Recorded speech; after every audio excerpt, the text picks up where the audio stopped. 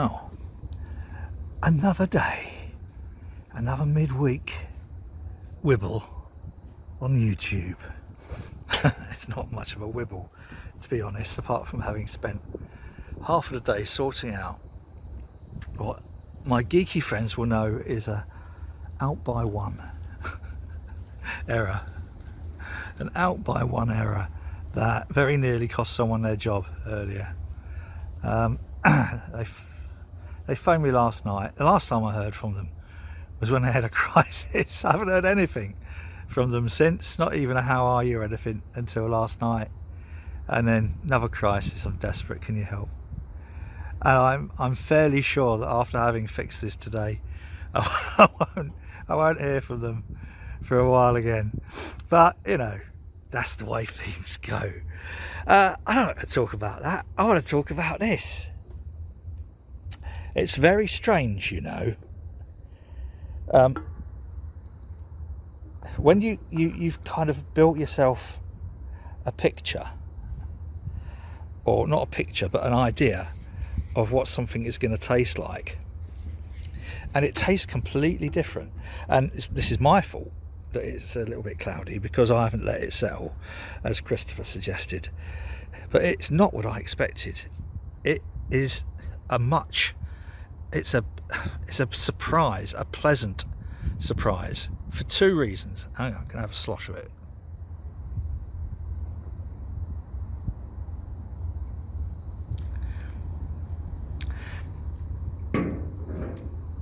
It has got a beautiful balance of dry, smooth, hoppy flavour.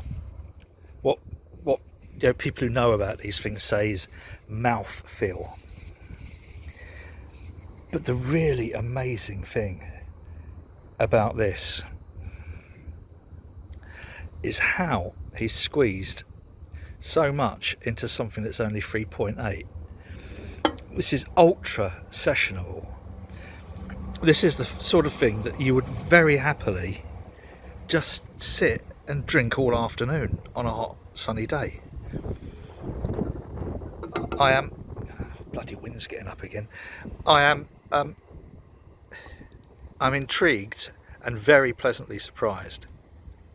And it's strange drinking something which is a kind of a flagship brew for someone that you sort of know. And I was just dreading. I was thinking, fucking hell, what if I don't like it? Fortunately, I fucking love it. It really has. It's not what I expected. Really, it's not what I don't know what I expected, but it isn't whatever it was that I didn't know that I wasn't. I don't know. I'm getting myself tied up now. Hang on. It's usually me who does the tying. Okay, so sorry about that. What can we say about this? Pleasant surprise. Now, and going quickly, I've got 6 more upstairs, proof of concept, which it says give it a week. I'll be lucky. No, I am definitely going to give it a week. Now, we have a sort of dilemma. Even though this boat isn't really floating at the moment, this one nearly is. Charlotte and I fully intend to get away on this soon, very soon, and it might be one of those staged trips that we do. We go somewhere and then leave the boat, come back to Sheffield, like when we were coming back, when we kept getting caught up with the floods and everything. We had to abandon it in wherever it was, Halifax? No, not Halifax. Oh crikey, I don't know. Anyway, somewhere. We had an extra night in Hebden Bridge, which was great. I love Hebden Bridge. Vocation Brewery. In fact, should really have this. If I drink something out of a Vocation glass, you can guarantee that it's got to be pucker stuff. One of my favourite brews is their Life and Death. One of my new favourite brews is this. But anyway, we're going to get away on this because we're selling it at the end of this year. We just can't really justify keeping hold of just keeping 2 boats here. We're getting out of the hire business because I just can't deal with Canal River Trust anymore. I don't have any faith or trust in them. I just, I have no trust in the trust. They're the worst sort of officious scoundrel who really should be just taken out and horsewhipped. And my default position whenever I have to deal with a Canal River Trust is to be on the defensive, and it shouldn't be that way. It really shouldn't be that way. That is just So that's going end of this year. We're going to go take it down to Chesterfield Canal, as I think a lot of people do, and go and drink some of this in its natural habitat. Now,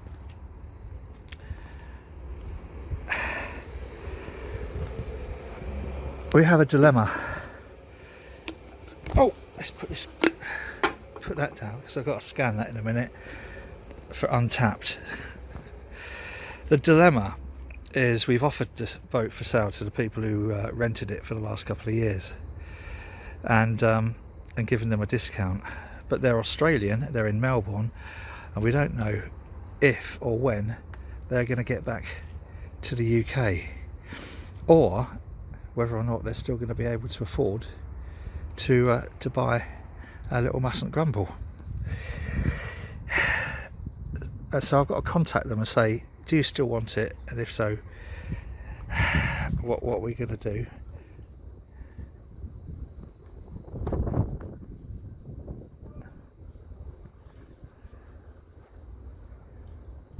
Isn't that lovely? I do apologise. Because I don't want to just let the boat go to anyone. I don't want to put it on the market just for any old tosser. This is our first sort of like beloved boat. We've had it long enough to class it as a member of the family. But a woman phoned me yesterday, just out of the blue. This little Charlotte come back. I might have to pause in a minute.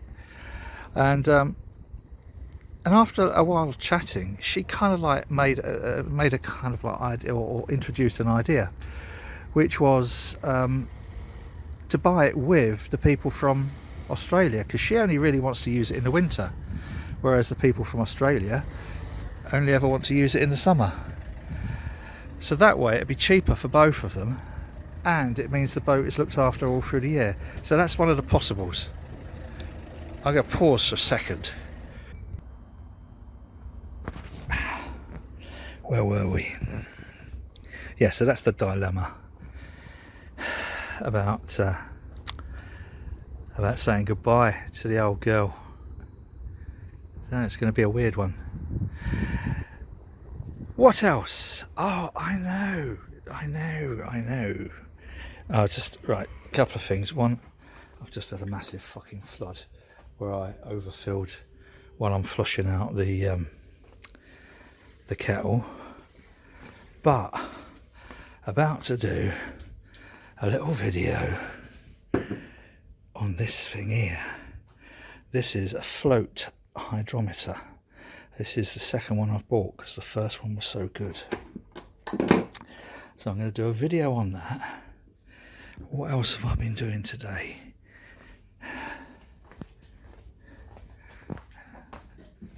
That's Florence, Polly. As some of you may know, on that madebymartin.co.uk, a part of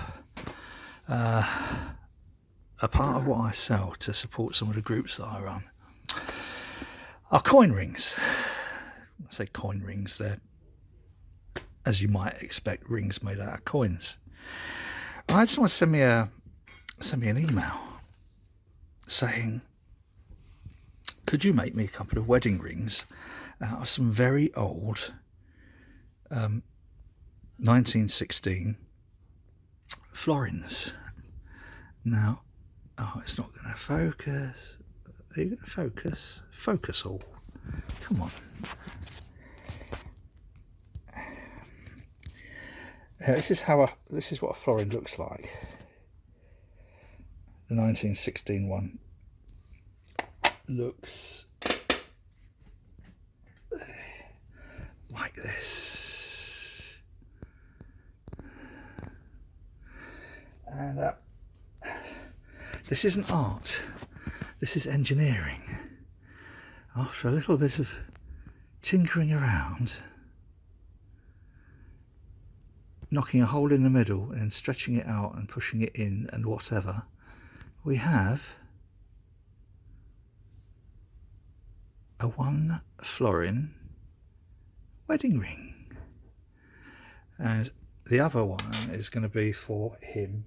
This is size M, which if you know anything about rings, that's quite small. So to force a coin down into that, I was quite proud of being able to do that. But even harder was, this is a 1916 half crown. 1915 half crown. Beautiful. 50% silver. And he said, do you reckon you could get one of those down to a size M? And I've tried it before, and what tends to happen, I know this is probably ultra uber boring video now, but what tends to happen is they deform. This is one that I've kept just to show people how they deform if you're not very careful, because they sort of, probably not the best one to demonstrate with. This one, I'll demonstrate with this one. They squish out. So, and it's virtually impossible then to fix that. So I was dreading doing a 1915 half crown to make it an M. Virtually impossible, but this is it. Now obviously when you make something smaller, you squish it all together and there's nowhere for the metal to go. Making it bigger is easy because you can you're stretching the metal, you're making the metal thinner. But making a coin into a smaller ring, there's nowhere for the metal to go. So I was worried that half of this lettering was going to get swished up. Oh, hang on, I'm not showing you the right fucking coin. Oh God, what a day. So I was worried that the lettering would get all squished up. Oh, I need to get some sleep tonight. But that, I think, I'm quite proud of that. Very proud of that. Now, the next will be to make that and this one again into rings, but as a size V, so that's easy. Or well, I say easy, it's easier. But what beautiful coins, aren't they? 0.50% silver. Right, so anyway, that's where we're at, halfway through this week. I'm going to do a video on the float hydrometer. I'm going to do a video on masks. And I mean, most of my friends are fairly sussed when it comes to masks. They know that wearing a mask won't necessarily protect you from COVID-19, not unless you wear the sort of things that we cover ourselves up in hospital. But what it will do is, if you have the virus, it will help prevent you spreading it to other people. So I'm going to do a video on masks. So those are the two next ones I'm going to do when I've sat down a little bit, because half of today has been taken up with sorting out a problem for someone else. So I haven't really had a chance to do my own ting. But I'm currently not going to do much other than drink this vacant gesture. And then I've got another one from St. Mars of the Desert, what I'm going to sling down. And then I'm going to start emptying some of my own kegs. So, not much of a video, midweek video this time. But I hope it's better than Homes Under the Family in the Attic or whatever. If you like this rubbish, please feel free to subscribe. It would be really nice to have you. Till next time, cheers.